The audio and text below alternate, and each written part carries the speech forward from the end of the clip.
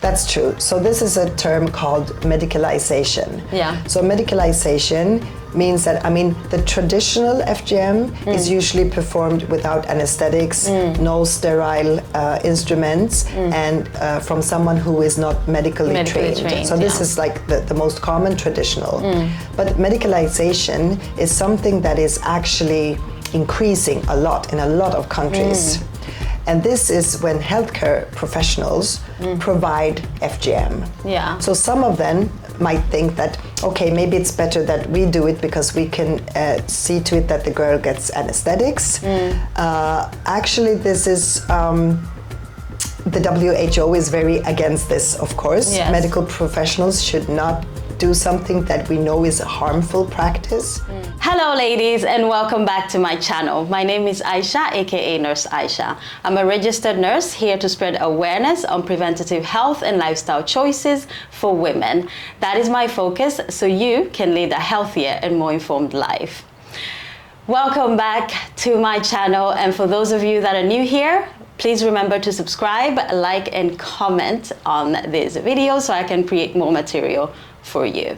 I have invited Dr. Cecilia Berger to talk to us about female genital mutilation, a tradition that has been carried out for thousands of years. She's going to talk to us about the medical consequences of this tradition, as well as psychological trauma of this tradition, and much more. Stay tuned. All right, Dr. Cecilia, please introduce yourself and the work that you do here at Amel Clinic. Yeah, so I'm a gynecologist. I'm a specialist in OB/GYN. Yes. And I work here as a senior consultant at the South General Hospital, Södersjukhuset in Stockholm, here in Sweden. And so here we have the Amel Clinic, which is a clinic that addresses survivors of FGM, girls and women who've been subjected to female genital mutilation or cutting. Okay, and how long ago did this clinic come about, and why? Actually, this was more than 20 years ago. So a former colleague of mine, Mary Liljegren, she started this clinic in 2003. Okay. And she had, during her work as a gynecologist, met women who've been subjected to FGM. Yes. And when she started to work here in Södersjukhuset, she had a great knowledge that most gynecologists didn't have at that time. Here in Sweden? Here in Sweden. Yeah. So it became kind of known that she had this competence. Yeah. And then, so the name Amel actually was also, the clinic was named at that time as well. Yeah. And that was another colleague of us that said that this specific clinic should have its own name. So they thought of Amel, which in Arabic means hope. And I'm pronouncing it wrong. So Amel. Amel, Okay. I guess. So it means hope. That's beautiful. It means hope. Okay. And for me, it seems quite late that the clinic started in 2003, because with migration, a lot of people came much earlier. Yeah. But they started so late as 2003 still. We have, since FGM is a tradition globally in over 30 countries in the world. But we have many migrants from, for instance, Somalia, where this is a tradition. So, and a lot of migrants came in the 90s, actually. That's what went into my mind, because that was the biggest war then during the Somalian war around in the 90s. Yeah. All right, so backtracking, what is female genital mutilation? Please explain. Yeah, so female genital mutilation, FGM, is defined as partial or total removal of the female external genitalia or injury to the female genital tract without any medical reason. Yeah. So this is a definition by the WHO. Yes. Yeah. And just to explain how severe this is. I know when you're working and when I've seen you at some events, you have shown us, just basically given us an example of how it could look like. So could you maybe? Yes, sure. Do that, because they are. So roughly, there are 4 types of FGM. This is also according to WHO. Yes. So I think in order to explain what has been done in the different types, you need to know the normal anatomy of the vulva. Yeah. So we have these clay models, just to show the anatomical structures. Yes. We always explain to the patients that, I mean, all vulvas look differently. So it's like the face of us. I mean, some have big eyes, some have smaller eyes, or big mouths, or ears, or whatever. So we all look a bit different. And that's the same thing with the vulva, which is the external female genital tract. Yeah. So, but this is a clay model, and that's a with normal, the correct, yes, or someone who has not been cut. Okay. So these are the anatomical structures in the vulva. So these are supposed to be here, the outer labia, we call them. Those are the one, you know, that grows hair and are more like skin-like. Yes. So inside of these, we have on each side the inner labia. Yeah. And those are like a bit thinner in the structure, and could be of different shapes, different sizes, and also different in pigmentation and so on. All right. So some women have really small inner labia. I mean, that's their genetics, kind of, and some have larger. Okay. So they can also be larger than the outer labia. So, these can differ in size, but you always have them. So, and like underneath here, you have the vaginal opening. Yes. The vaginal opening, of course, is where you have the menstruation come out, the blood. Also, if you have vaginal intercourse, it's through this opening, and when you give vaginal birth. Yes. And it's important to know because of what kind of problems you can have if you have altered the anatomy here. Above this vaginal opening, you have the urethral opening. Yeah. It's difficult to see, actually. It doesn't look like in this model, really. But it's a separate opening where the urine comes out. Yeah. And up here in the upper part of the vulva, you have the most outer part of the clitoris. So the clitoris is like an organ who can give sexual pleasure to the one who has a clitoris. Yeah. So it's the most outer top of the clitoris, and it's covered by some skin, the clitoral hood. Okay. So this is like the normal anatomy. So type 1 FGM. Yeah, because there's four different classifications. Types. Exactly. This is according to the WHO. Yes. And what we know, basically. Roughly. And this is what I see in my practice as well. So type 1 FGM, or FGM, we say female genital mutilation or cutting. So FGM/C. Okay. So type 1 is when they have cut or done something in the clitoral area. Yeah. And type 1 can look very differently also. So some of my patients, I can see some scar tissue in the clitoral hood, like in the skin, but the clitoral top is actually totally intact. Okay. In some cases, they've cut off the clitoral top. So it could be more like scar tissue in the skin and very flat. So type 1 can also be a bit variation. Okay. Type 2 FGM, it's the same procedure in the clitoral area that they cut here, but also they cut off totally the inner labia. Okay. So that's a type 2. Type 3 is also known as pharaonic circumcision sometimes, or infibulation in the medical language. All right. And this means that in some ways the labias have been cut and then attached. Sewn together. Yes, sewn together, usually by stitching. Yeah. It could be the inner labia. Yes. Or sometimes even the outer labia. Okay. And this means that what happens is that it creates a covering seal, like a skin covering the openings.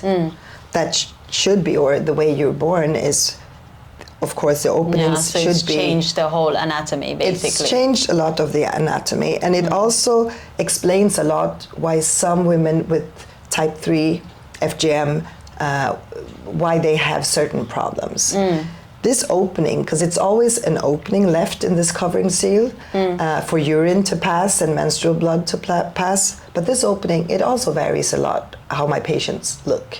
So some of my patients have really small openings, only like a few millimeters. Of course, you can imagine that going to the bathroom, peeing, could take a long time. Yeah.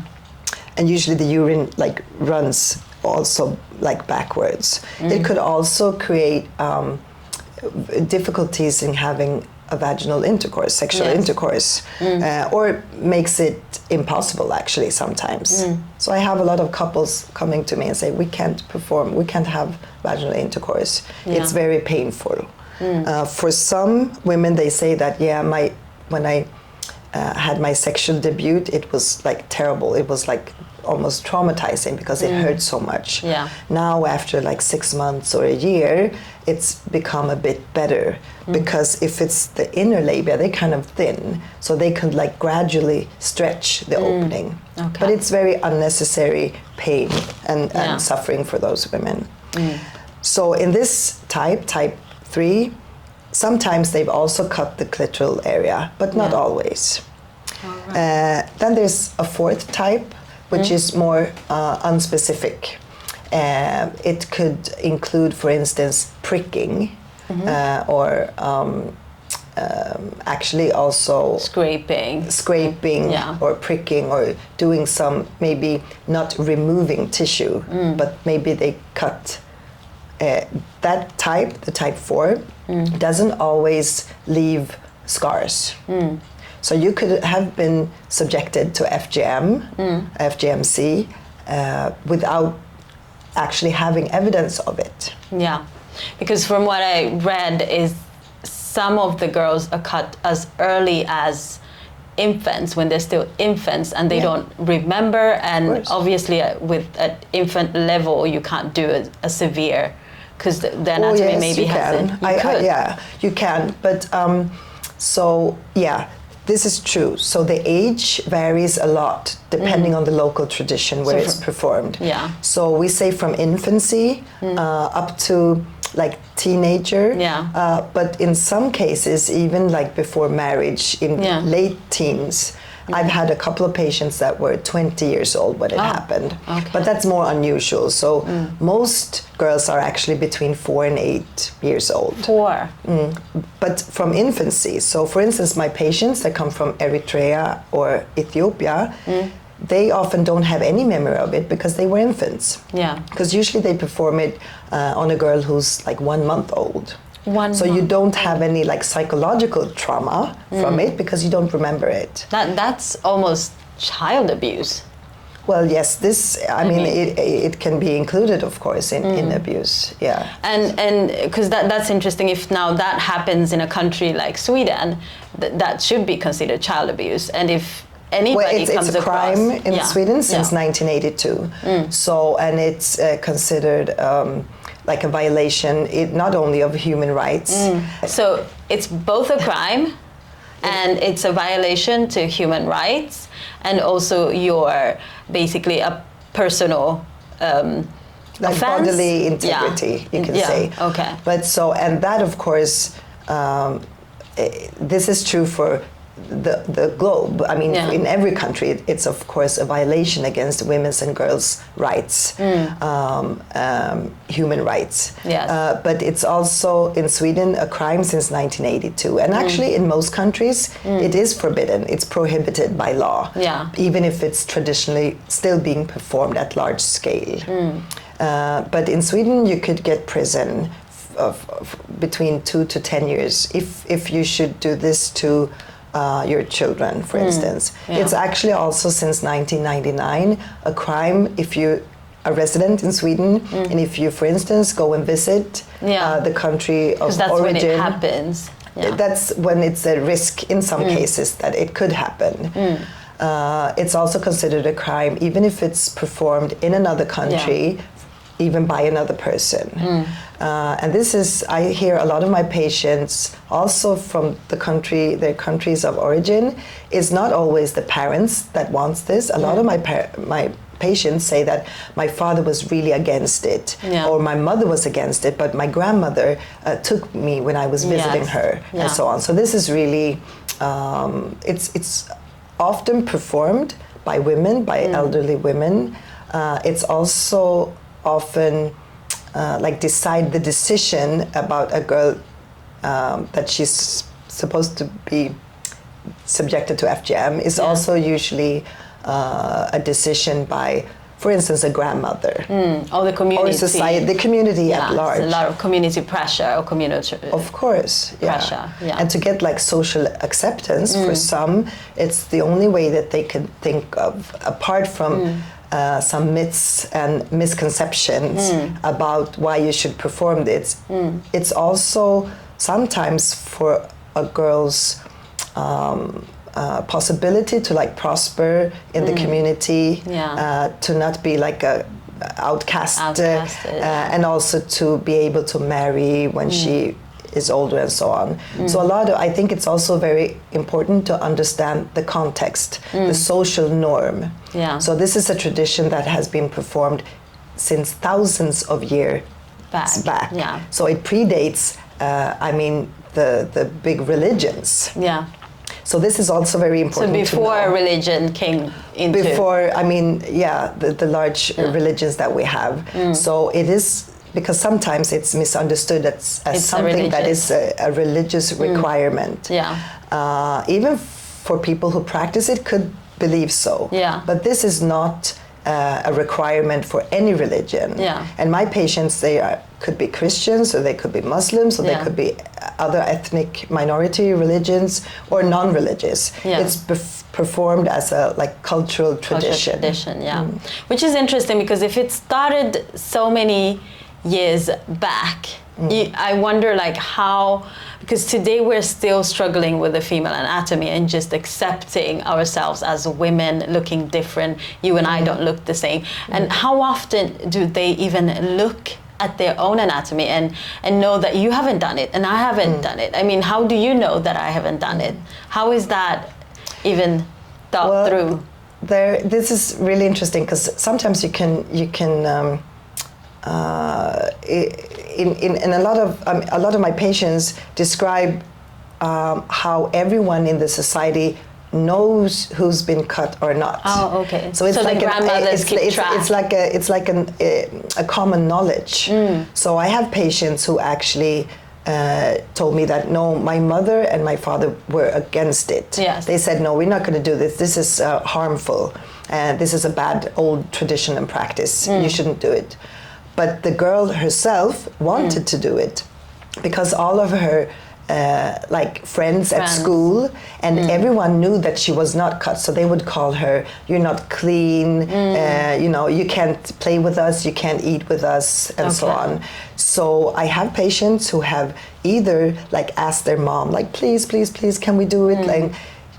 Some say that, it took me a year to convince my mom. She was really against it, and then she did it because I wanted to, and she didn't want me to be by myself and not have friends or whatever. And I have also patients who themselves have actually gone, as children, to a cutter and asked and see, they've seen it through. They've themselves taken the action to have it performed on them. And it's interesting, because a lot of young girls don't really even know the anatomy, how they look like. They have not taken a mirror and looked and seen, and even know why really they're doing it, just the societal pressure of it's also a lot of, at the same time, so this is kind of weird, that in some communities and societies, it's like a common knowledge who has been cut or not, and perceived as clean or good or whatever, or not. But at the same time, at the same time is also a tradition that is not very much spoken about or talked about. So it's like a silence. So you don't talk about your experience. Yeah. So some of my patients have really been traumatized by the event. They did not understand what happened. They did not receive any anesthetics. They were held down, maybe mouth, cut with razor, without unclean. with no sterile environment, and it could be a very traumatic event.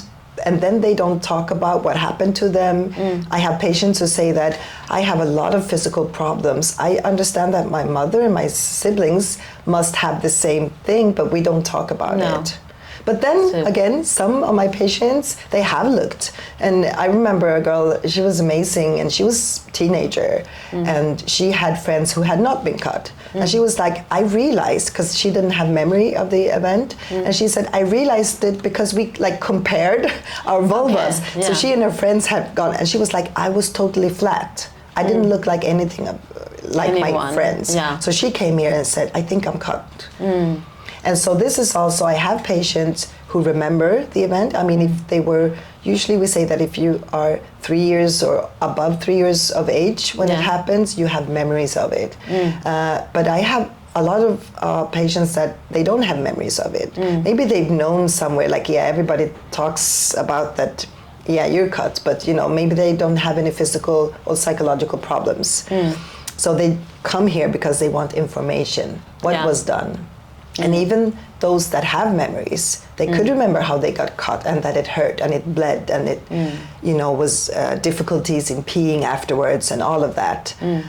Remember how their legs maybe were tied or something. They have a lot of memories, but they don't know what they look like or what was actually done. It was taken away, So a lot of my work is actually information about anatomy. I usually show them, they get a mirror.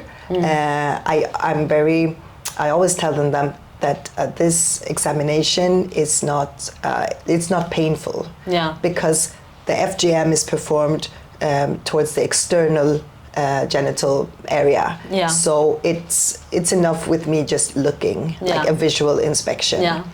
And I show them, I say that, I see some scar tissue here. I see that they've cut your inner labia off. But here you see the vaginal that's opening. when you're doing the consultations and going through when they've come to you. When they've come to me, So, and I think this is a very important thing because a lot of women have not looked at themselves, as you say.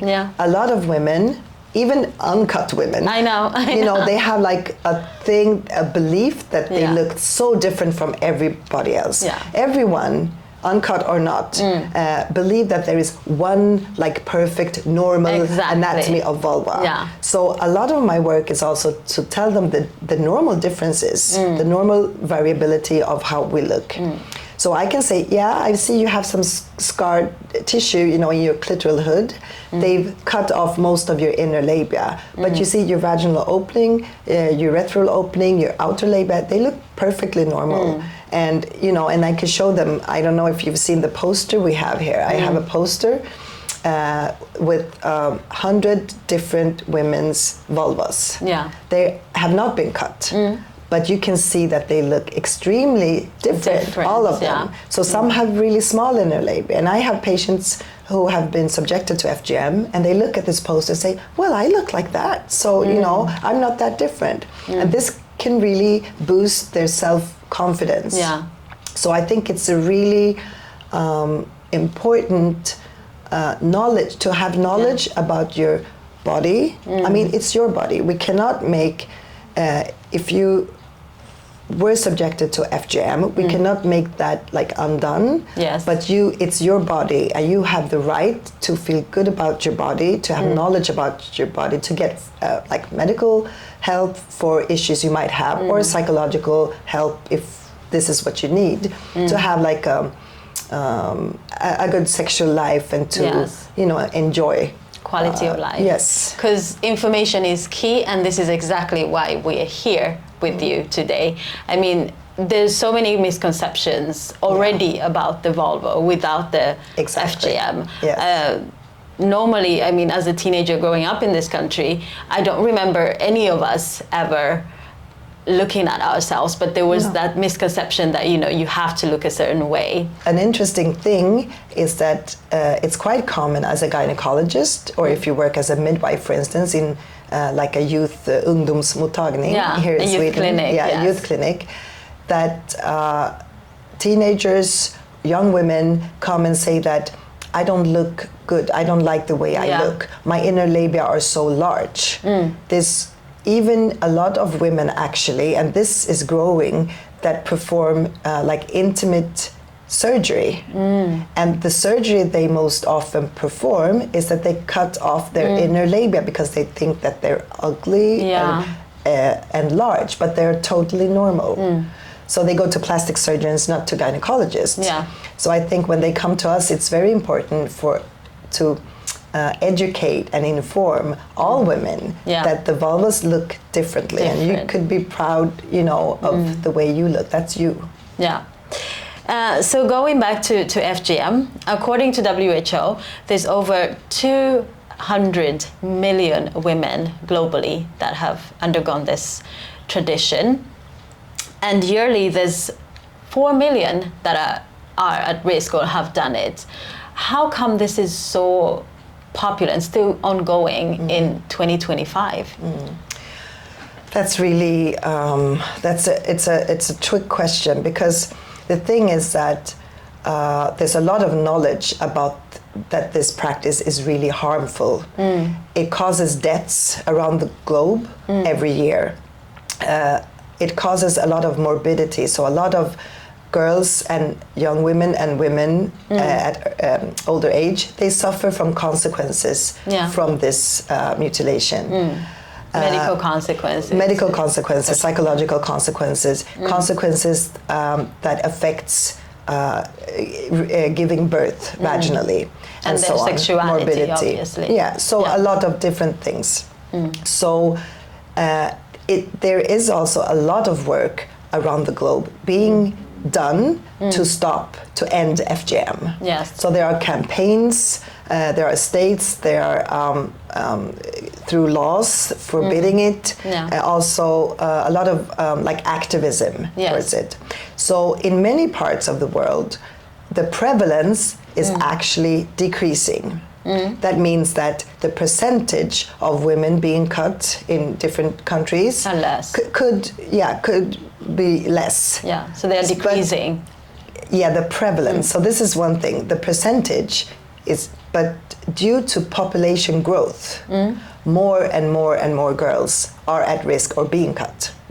So this, you mentioned, now we say that more than 230 million girls and women around the globe have been subjected to FGM. And like 2012, it was estimated as 140 millions. So this is increasing. So the amount of girls at risk and that are being cut each year, this number is also increasing, which is really bad. So I think that education, information about how harmful the practice is. The risks and the morbidity that women and girls face. I think that with information, you could end FGM. You could also have like key individuals to promote the ending of FGM, such as religious leaders. It could be healthcare, personnel. It could be also men and fathers. I think most fathers, if they knew what actually happened and what has been done and the risks of it, they would say, no, never, don't touch my daughter, Not only that, but I mean, how do they feel like when they're actually having sexual intercourse with a woman that doesn't even enjoy this because that woman has been cut? But I feel like the men are one thing, but the young girls, the Gen Zs and the ones after them, I feel like they could be a stronger voice because it's about them. And if they have the information and they have the knowledge, the medical knowledge of what this is and how it's not something that needs to be done, I think that could This is true, but to be frank, around the world, I mean, it's a gender inequality. Yeah. So girls and women in a lot of places, they don't really have a voice. Oh. So I think that you need to involve and inform like the elder generation, but also involve men in this, like so that men say, no, this is not a requirement for me. I don't need to marry someone who has been cut. Yeah. I know that this is harmful. I don't want this to be happening to my daughters as well. I mean all people should be like educated about it, because there's a lot of myths and misconceptions. I mean, if this has been a social norm for thousands of years, yes, it's like everyone you know have been subjected to it. You don't really question it. And if you think that, yeah, but it's something to do with cleanliness, it's a myth. Of course, it's not.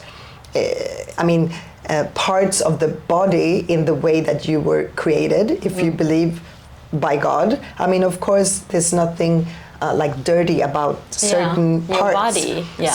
So there's a myth like, you need to cut off these parts because they're not female parts. They could grow during puberty, and that's not good. I don't know why. I mean, these are the way we are. This is how we're created. Backward thinking. Yeah, or they say that you need to be a clean woman, you need to cut off these like dirty parts. And it's really not knowledge about the truth. That is absolutely physiology not true. And anatomy. And it's also, the beautiful vulva should just be left alone the way it is and the way God meant it for it to look like. And I think that's true even for like intimate surgery. Like for no medical reason, cutting off parts of your body. And I understand, not because I don't want to be like telling people, I mean, like if you're a young or say a teenager, you don't have knowledge about the normal like variability of how you can look in your vulva. I don't blame girls for like seeking somewhere and saying, oh, it's wrong with me. But I think that you need to have information. I mean, during like information in school, biology or whatever, to know the big variation and how we look anatomically. I feel like I have hope though, because of the new generation that's coming. I mean, they're more informed somehow, and you can seek more information rather than thousands of years ago. You could not see the vulva even on anywhere, but now you can see and you can read and you can write and you can seek information. You can have AI tell you if that's what you want. Tell you how a normal vulva should look like. So we've talked about the medical dangers and complications that these girls have. But the psychosexual harmfulness. Let's talk about that a little bit. But because I feel I have some type of thought of the first classification of removing the clitoris. That is where I got caught, because I feel even though this goes back all the way thousands of years ago, I feel like this had to do with something with the female sexuality and the fear of the female sexuality. Don't you think that is the case somehow? To limit the female sexuality? Of course, and this is also, I think, why this tradition has been performed. It's a view on the female like body and sexuality and wanting to control it. Wanting to control girls and women's like sexuality and bodies. So this is what I speak about with gender inequality. So there's a lot, and of course, because what is actually attacked during the cutting is like this organ, or the top of the organ, that is important for female sexuality and for sexual pleasure and being able to reach orgasm. But I think it's a very psychosexual problems, or like we call sexual dysfunction. This is very interesting, and it's a complex issue. So for instance, for my patients, it does not always, and most of the times not, have to do actually with tissue being removed at the mutilation or at the cutting. because a lot of my patients, the clitoral top is not gone actually. Okay. They might believe so because they're told like, yeah, no, I can't feel sexual pleasure because they took my clitoris. First of all, when I look at them, like during the examination, I can show them and say that no, you have the clitoral top actually. Maybe the like most outer part is cut, but you feel here you have the remnants of it. And I also always show them the three-dimensional actual how the clitoris, the total clitoris look. And a lot of women, they get really like happy from it. Oh wow, they couldn't have taken all of my clitoris away. Because most of it is underneath. The most of it, I mean, the clitoris is just this amazing organ. It's like 8 to 12 centimeters long. It has like these structures. And all of this part, like the most part of the clitoris, is actually inside the woman's body. So it's only the tip of it that can be seen in the vulva, and that could be cut off. And so this information, and I tell them that, I mean, your clitoris inside of you, it works whether you have been cut here or not. So, so like the sexuality, sometimes if you have a lot of scarred tissue, for instance, like in the skin, like covering it, sometimes it could take a little bit longer to like find or reach the more deeper laying parts of the clitoris. So we can tell them like, have you tried vibrators, like sexual toys and so on? But it's a lot of understanding about how the female sexuality or how their own sexuality works. Because some come to me and say like, I can't reach orgasm with my partner, for instance.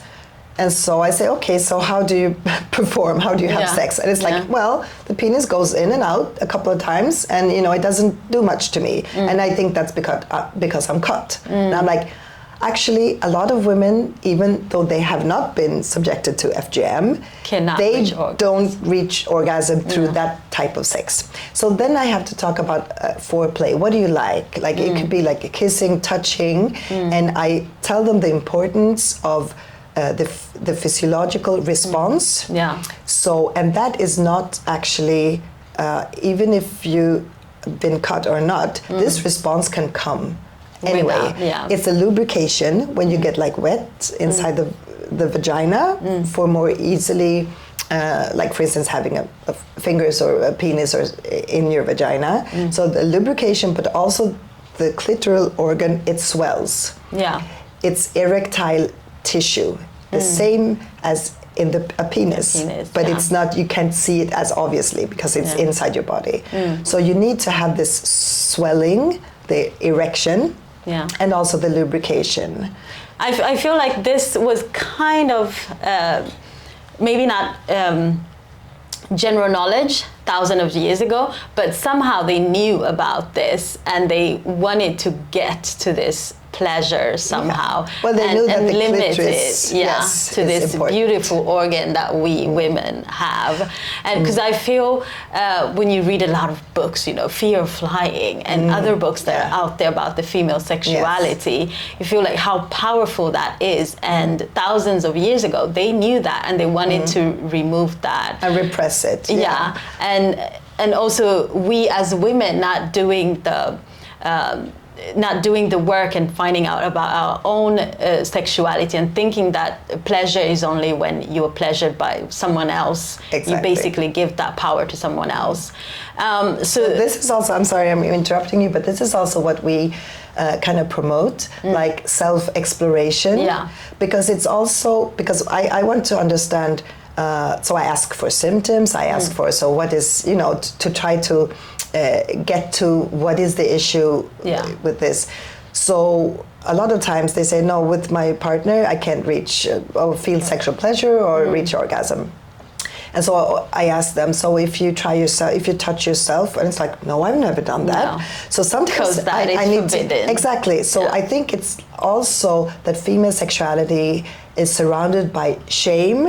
And in certain societies, maybe more than in others, it's like we don't talk about sex, we don't, you know, explore or communicate with the partner, this is what I like or and prefer. it's interesting because these women and this tradition is very much about sex, because that's the first thing they think about when they see a girl.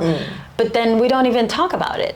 So you can't talk about sex, but we're going to tell you that this organ, this sexual organ, we're going to remodel it for you not to enjoy sex, but we're not going to tell you about it. We're just going to tell you that it's dirty. And when then you grow up and you realize that this has a function, this is maybe how I should feel, and I want to feel like this. Yes. So going back to people that should promote this tradition to be ended, talk about the men that are actually, I feel, they are the reason why. They are like indirectly the reason. They're the reason, I think, because it's a patriarchal view on the female body and sexuality. But actually, as I told you, this tradition is being performed by women, elderly women. Elder generation of women are like promoting it to be happening, or cutting like their granddaughters without the mothers wanting them to, and so forth. So it's really, but of course it's somehow to how should I say, like to please the male population. But it's a lot about also the norms of like being a virgin. I mean, I don't like that word, but I mean, not having had sexual intercourse before you enter a marriage. It's also a lot about chastity. Like not, so I mean, just attacking the clitoral top, that's for like sexual, like repressing the sexual pleasure, so that they think that this will make the girls not want to have sex, which is not true, because sex and sexuality is a lot of it's your brain, it's in the mind. so they can't really take that away. Of course you can have a trauma. You could be like after sexual abuse, or if this was a traumatizing event, of course it can affect your sexuality. I'm not saying it does in a lot of my patients, but I say that it's not true. A lot of my patients also have a good sex life and enjoy it, and or can learn how to do it when they self-explore and so on. So obviously there's a big problem when these women come, well, they do have the sex and then they get pregnant. Now they are going to give birth. That's a huge problem in itself. What do the women that you meet, what's the experience, and how can you help them to have a normal vaginal? So this depends on what type of FGM you have. So it's also very important to know that like my patients, all that I meet, it's a very heterogeneous population. So you can't say that, oh, you have been subjected to FGM, so you have this trauma and this is your physical problems and so on. Some of my patients, they don't have any problems at all. Some have no memories of it, so they're not psychologically traumatized, and they might not experience any physical problems. Then I have some patients that have a lot of physical problems. It could be difficulties in passing the urine, that it takes a long time. Maybe difficulties during menstruation, UTIs. And if you have the type 3, the infibulation, where you've covered with the labia, covered the vaginal opening and or the urinary tract opening, of course it could be difficulties in having vaginal intercourse, but also giving vaginal birth. So if you have the type 3, this infibulated vulva, where it's covered. Can you show that? No. You can't really see it. You can't really see it. Okay, you can zoom in these afterwards. But then we do a really easy surgical procedure, which is that we open up the vulva. We open what has been like covered. So we do not. Some think that, oh, if you open me, I'm not a virgin anymore. And so, but we never touch the vaginal opening. It's only what was done to them during the FGM that we like open up this covering seal, because it's like skin covering actually, the openings. It should be open. That's how we're created, to be able to pass urine and to have sexual intercourse. That's like the human body. And can I ask, so if you do have a woman like that in your practice here, do they come back to you to actually get it sewn back? Yes. And they're sewn back? You mean not sewn back? Like, you mean open up? Well, they open it up, and then after they give birth, do they want it sewn back? No. Okay. No, so that's also a misconception or a myth about women wanting to be closed. Actually, a lot of women who have the type 3, they also experience a lot of problems, like pain during sexual intercourse, or taking a long time to pee and so on. So they're actually relieved. So a lot of my patients say that after I gave birth, now I don't have the problems I did before that. So it's sometimes a myth and misconception, especially in countries in Europe, that they think that, oh, all the women want to be covered again. Usually they're not. And it's actually... Can some actually have birth while still being sewn? If they without opening it up? No, you need to open it. You always have to open it? Yes. Okay. So, but we provide this surgery like during pregnancy. So we do it sometime midterm pregnancy. It's not dangerous to the girl. We do it in local anesthetics. It's a really small, so it's not simple dangerous procedure. For the baby either. It's not at all dangerous for the baby.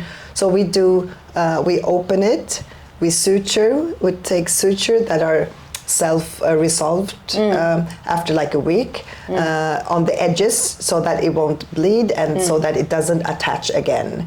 And then it heals to when you give vaginal birth. Yeah, because I'm thinking of countries where these women origin from, if they actually do it, who does it there, and do they then sew them back again? So this is different. So, I mean, as I told you, there are more than 30 countries that perform or have the tradition of FGM. It's performed in many different ways. So most countries, they do not, after vaginal birth, suture, they don't cover it again. That's the most common. But for instance, in Sudan, it's common that after vaginal birth, I mean, they open the woman, they deliver the child, and then they suture it back. So some women that have given birth in their country of origin, if it's like in Sudan, for instance, some can have given birth maybe like 4 or 5 times, but they still are closed when they come here. Oh, that's horrible. So, and actually, just to also comment on your question about wanting to be sutured back, that is considered as a FGM itself. Okay. So if anyone would suture back the edges it's covering, it's considered as doing a new FGM. Because from what I read, there are also medical healthcare providers that do this as to help the women, that it's clean and not in Sweden. Not in Sweden, but I read that there are some people that oh, you talk about have the an FGM. excuse. Yes. That's true. So this is a term called medicalization.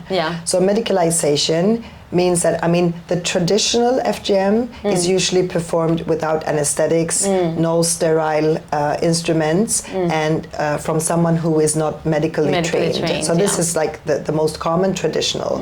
But medicalization is something that is actually increasing a lot in a lot of countries. And this is when healthcare professionals provide FGM. So some of them might think that, okay, maybe it's better that we do it because we can see to it that the girl gets anesthetics. Actually, this is, the WHO is very against this, of course. Medical professionals should not do something that we know is a harmful practice. It also kind of gives, how should I say, like gives an excuse to keep on this bad tradition. Also, it's a risk of, if you have a girl who's maybe having anesthetics so that she's sleeping or she doesn't feel anything. You have a doctor or a nurse that is really familiar with the anatomy. You have sharp instruments. You can do this. It's a risk of maybe doing it more excessively, actually. Okay. Of course, it could be cleaner, but I mean, for instance, in Egypt, the traditional FGM was forbidden for a long time, but it was not forbidden to the medical until 2009, when a girl actually died after having done it in a hospital because she bled. Because you can get bleeding, you can get heavy bleeding, you can of course get infections, and it's really harmful. So this should not be done. Medical professionals should not be doing FGM. Yes. That was really insightful, because I mean, for people to take it upon themselves and thinking that this is better and this is cleaner and we can do it just to keep the tradition going, still oppressing the girl child. Exactly. I mean, I think we should look more into that, because I feel like especially for the young girls, they might think, you know, this is okay because it's a healthcare profession doing this, and that's also something that we should know that is not that's not correct either. But then it's interesting, and we can't talk about that. We mentioned it a little bit because some women, I think, most adequately say that intimate surgery is being performed in the Western countries.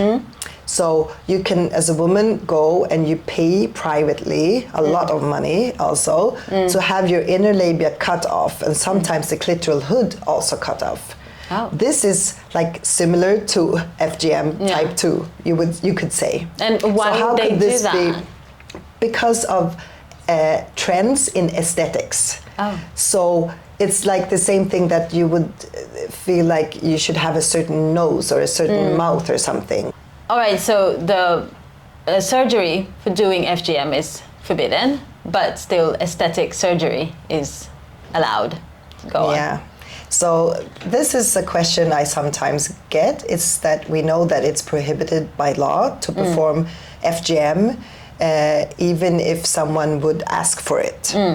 At the same time, intimate surgery, where actually a lot of the surgery that is being performed by plastic surgeons is similar to some types of FGM. Yes. That is that they usually decreases the size of the inner labia, or sometimes actually cut them off. Yeah. They could also sometimes cut or diminish the clitoral hood. So this could be considered similar to a FGM type 2. Yeah. So some ask me, how can this be performed?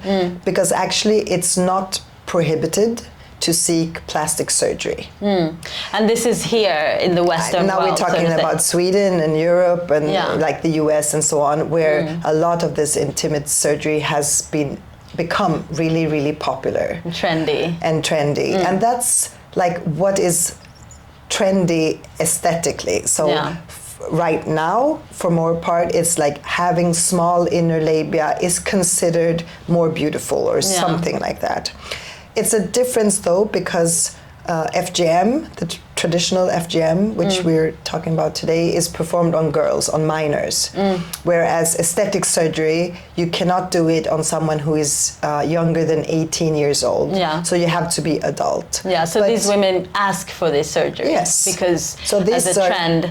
Generally Swedish women or European women or American women wanting to look more beautiful because they perceive beauty in the vulva as having smaller inner labia. So this is really and weird. This is not the virginal rejuvenation that we're talking about. It's just because what I understand, I don't know much about these types of surgery, but what you speak of, I think, is something they do or treat the vagina. So inside the vagina. But the aesthetic surgery that I'm talking about, it's also on the external female genitalia.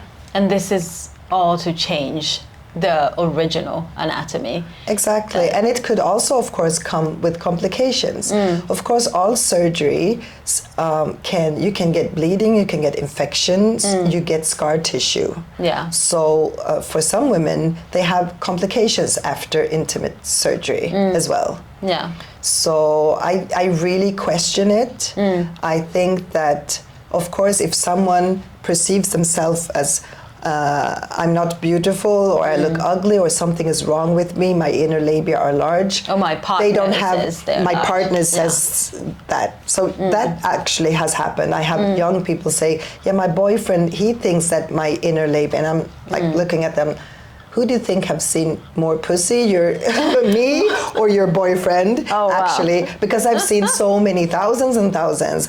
And of course, we as gynecologists or as midwives, we know that there's a huge individual normal variety of vulvas. Yeah. And sizes and shapes, pigmentations of the inner labia. Yeah. And all are beautiful, and this is the way you were created. Yeah. So I think if you want to know how a normal or a vulva looks like, you want to know exactly how it should ask a gynecologist, not your boyfriend. Exactly. What it looks like. Yeah. Or Google it maybe. Some sites might be good, I'm not sure, but a lot of, I think, insecure young females who haven't seen many other vulvas than themselves, they might Google inner labia or something, and then they get promotion sites, websites for plastic surgery. Yeah.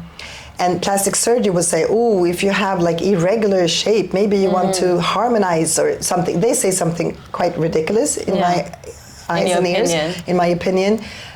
So maybe that becomes an attractive alternative if you don't have education on how that you look beautiful. This is totally normal. So I show my patients that come and ask me, are my inner labia too large or something? And I look and I show them in the mirror, and it's no, this is totally normal. And I show them the poster that I talked to you about. That we're going to show later, where 100 different vulvas have been casted. So you can see the individual variation of how you can look, and all of them are normal. Yeah. So that could bring actually confidence to someone and say, well, mine are not that large then. I see that, So I think that's information, education is always important. Yes, really important. And it's interesting, going back to the enlarged labias, inner labias, because from the topic, FGM, where the labias are considered not a good thing, they're cut off, they're not considered beautiful for a woman to have. In fact, they say they're dirty and they will smell, something like that. In my culture, it's the other way around. I'm from Uganda, and in my culture, we have a practice where the inner labias are pulled, and that is what it's called. You pull them and enlarge them, from what I believe also comes from the pleasure of men, pleasuring men. So the longer, the better.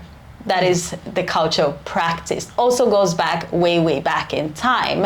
And a lot of girls are pressured into this in teenage years. I believe it's when you get your first period, and that's when, they think that's when you start thinking about sex and having sex. So I feel, and when I've talked to other females, it's for the pleasure of men. Have you heard about this? And what does the gynecologist say about this? Well, I have heard about it. I think it's practiced maybe as you say in Uganda. I heard also from people from other parts in some countries, other countries in Eastern Africa. Yeah, East Africa, So I think this is just the same thing. No, I don't think you should practice this. I don't think you should manipulate in this way. You are born the way you are. Like a few years before puberty, your inner labia starts to grow a little bit, which is normal. It's due to hormonal effect, how hormones affect the genital tract and so on. So I think this comes from it's the same view of what is beautiful and not, what is considered feminine and nice and beautiful. So in some cultures, maybe that's long inner labia. In some, you should have short. So this is just another tool to like tell girls and women what they should look like for someone else's reason. It has nothing someone to do... Someone else's pleasure. Yeah, and it has nothing to do actually like male pleasure. Like you mentioned something that this was supposed to like massage the penis during vaginal intercourse. Because when you think about it, when I've spoken to men about this, like, do you like this? Why do we have to do this? Some men have told me that it's, you know, during penetration, there's a way that these enlarged labias basically massage your penis a little bit extra. And I'm thinking to myself, this is before oral sex was a thing, and you know, women could not do that type of practice to their partners, and that was a way to for a man to enjoy sex a little bit more. I think that's also, it's a misconception. I don't think it's true. I think small or large inner labia, I mean, the massage of the penis will come from it entering the vagina, with the vaginal walls and the muscles that the woman would have. Yeah, but because they also, the grannies, the old women also say it will be easier for you to give birth. And that's not true at all. That's not true. No, because giving birth, it has to do with uterine contractions, opening of the cervix, and has nothing to do with the external, because it's all this process has to be, this is before the actual, how should I say, like before you push and the baby's coming out. It's totally untrue. Because this is what they tell the girls. Yeah. Well, it's totally the same untrue. Thing with FGM a little bit, that, you know, a man will not want to marry you. And I question myself, why? Will they look at me before? So you will not get married. You will be basically outcasted from your community, and you will have extreme pain when you're giving birth, because with your enlarged inner labias, then, you know, it will be easier for the baby to come out. It's totally ludicrous, because I mean, they're externally, they're like outside the body almost. That's what they tell the girls. But then the older women, because there are some women after giving birth, after because I've heard this thing where they say every after your period, you should enlarge them even more because they decrease during your period. So there's so many misconceptions. That's also totally ludicrous. That I haven't heard. No. Yeah. So I mean, don't listen to. That's not true. It has no medical implication to do any such thing. I think on the contrary. Manipulating and whether it's pulling, whether it's cutting, you should not perform this or do this. Not change your anatomy, your God-given beautiful vulva. Exactly. Yeah. I'm glad we had this conversation about the FGM and then the pulling, because it's one is extreme, another is more pleasurable, I guess, but it's still, I've heard women get really hurt when doing this, because it's also, people actually know that this is harmful somehow, because we're not supposed to talk about it. So this is a big taboo that I even mentioned it, because this is something that is also done in the forest. You know, it's done and you don't tell anyone. But what I've also heard when I've spoken to people about this is that because some of the girls do it to themselves, they help each other, which is contrary to what my culture believes, because a lot of these girls actually have their first sexual encounter with another girl, because it could be pleasure. They could feel some type of pleasure when they're doing this. So other females that I've talked to are like, I don't want any other girl touching me. That's why I didn't do it. So it's really interesting, because my culture is very much against, which is homosexuality, but you know, we don't consider it that. Like same-sex. So it's interesting. I mean, same sex, if you want to have that perfectly have it, but not like pulling your labias in order to enlarge them. Yeah, well, they do it in the sense of helping each other and showing, because the older girls are supposed to help the younger girls do it and show them and all of that. And then it's really unfair, because you are born with the labias. I mean, you get what you have genetically. So some have small inner labia, some have larger, and I don't know how much you could actually manipulate them for them to. They will not grow. Maybe you can stretch them out a little bit. And that is a problem, because some people expect them to be as large as they can get. Yeah. There's this sign that they do that it should be as tall as your fingers, basically, which is hurtful. I mean, you have to pull until they get to that size, and then you get swelling. I've heard people here in this country perform this and get really hurt and have to go to a gynecologist to actually get it fixed, get infections and all of that. So it's quite harmful, that too. So last question, Dr. Berger. How often does a girl or a woman have to visit you as a gynecologist? How often should we visit your office? So I think there's a little bit of a misconception that you have to visit a gynecologist like regularly, like every year or every other year. If you don't have any problems, you don't actually need to visit a gynecologist. Of course, it's very, very important that when you're above the age of 23, that you take the cervical pap smear. So for those kind of controls, which you could do at a midwife's clinic, or you could go to a gynecologist. But then if you have problems, you should not hesitate. Problems could be like during menstruation, heavy bleeding. It could be menstrual pain, maybe abdominal pain that you might think that could this be due to like fibroids in your uterus or cysts or so on. Endometriosis, which usually comes with a lot of menstrual pain and so on. Or if you need birth control, like contraception, if you have any dryness of the vulva or itching or discharge or something that you feel is like, this is not, something is not really okay. Of course, you could visit a gynecologist. Yeah. And questions, because a lot of us have questions. So of course, you can also come for a consultation, basically. Yeah. So youth clinics are really good if you're younger, and also an elderly woman, like after the menopause, if she has a vaginal bleeding, she should immediately seek. Yeah. Because it could be due to cancer in the uterus. Yeah. So, I mean, if you have problems, you should not hesitate to visit a gynecologist, but you don't have to, regularly visit if you don't have any problems. If you have a contraception you're happy with, you don't feel any, problems, you don't need to do it that regularly. And you can come here with your partner if you have questions. Because from what I understand with our conversation off camera is that the men actually appreciate when they get information about the female anatomy and function.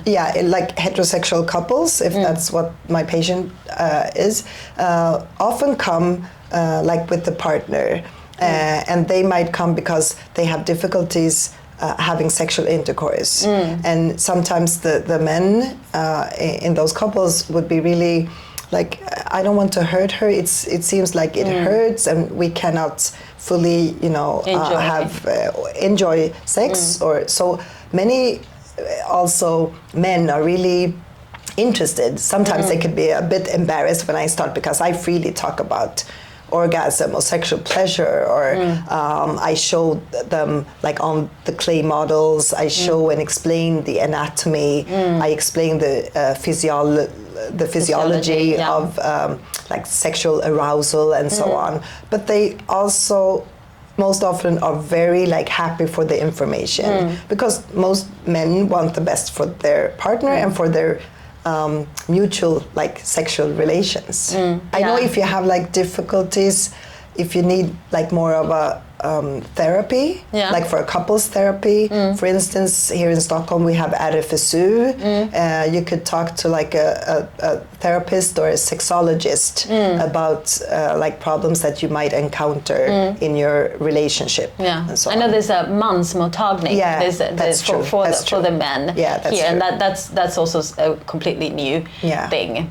So if you feel left out as a male, there's other clinics for the male counterpart of a gynecologist. You can ask a lot of questions about your male sexuality and anatomy, and also as being a partner to someone who has been subjected to FGM. I mean, if we talk about my clinic, the Amel clinic, you're welcome to come if your partner wants you to be in the room. That this is fine, of course, with us.